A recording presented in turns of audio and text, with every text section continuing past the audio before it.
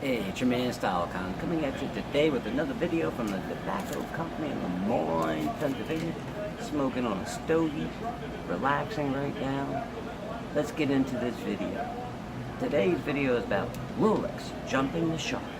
StyleCon, Rolex jumping the shark? Oh yes, they might be. This isn't written in stone, but there's a strong possibility Rolex might be jumping the shark. And it's like, what do you mean by this? Well, Rolex might be doing a deal with a company called Supreme. Now, Supreme is a clothing company that's usually, I would say, for the younger crowd. It's more like the hip-hop crowd.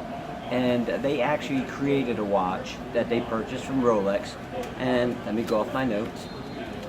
In 2013, they got with Bamford and they created 20 watches. And the big thing is, it was a Rolex Submariner, and they put "fuck 'em" on the dial, and it has the Supreme logo on the back.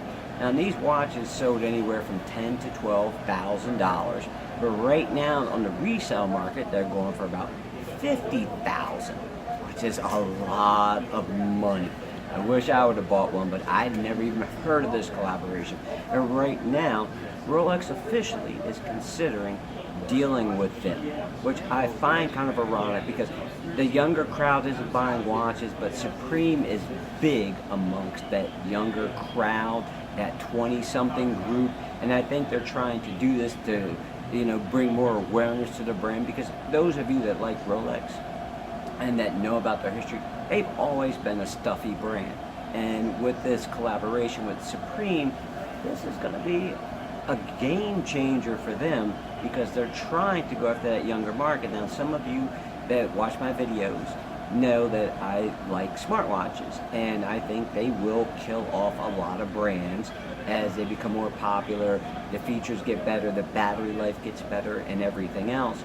And I think Rolex is opening that door. They're not doing Tag and Mont Blanc and Movado where they're jumping into the smartwatch game altogether, but they're opening the door with this one.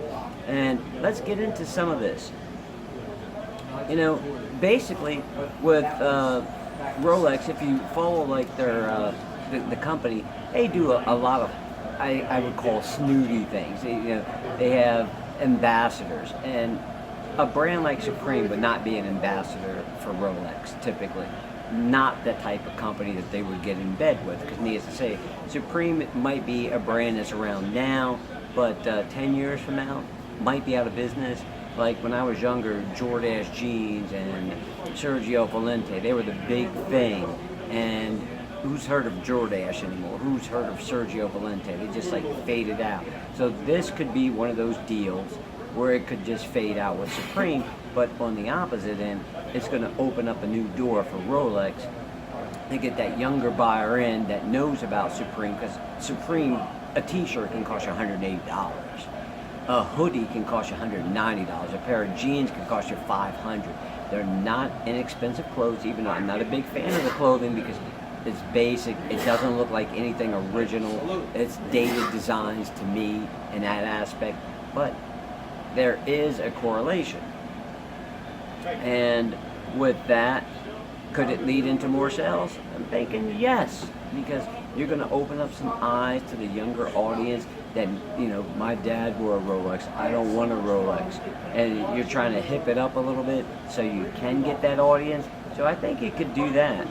And if they keep it in limited quantities, like what Supreme did with Bamford, it could make the watch go up in value, because like I said, if I would have known about this collaboration in 2013, 20 watches and it selling for 10 to 12,000, and now they sell for a minimum of 50,000, that's one hell of an investment. That's like buying a Bitcoin lately.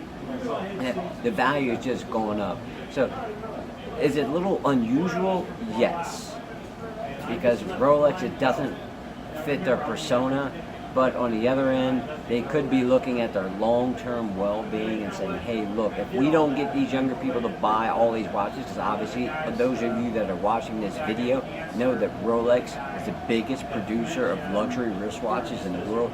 If they don't get these younger buyers to get in, which we all know if you check out the data, younger millennials don't buy watches.